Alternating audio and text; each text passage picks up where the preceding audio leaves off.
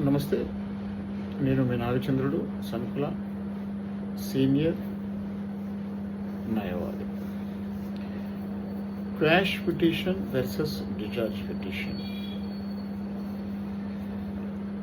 So మిత్రులారా, quash petition versus discharge petition అంటే ఏమిటి? వాటి మధ్య తేడాలు ఏంటి?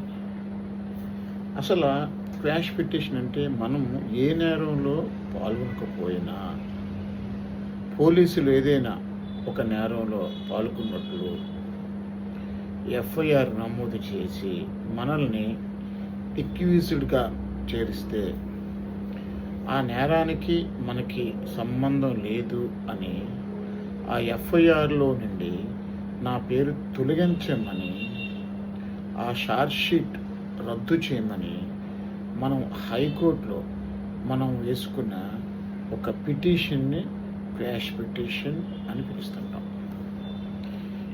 ఈ క్వాష్ పిటిషన్ మాత్రం హైకోర్టులో మాత్రమే ఫైల్ చేయాలి.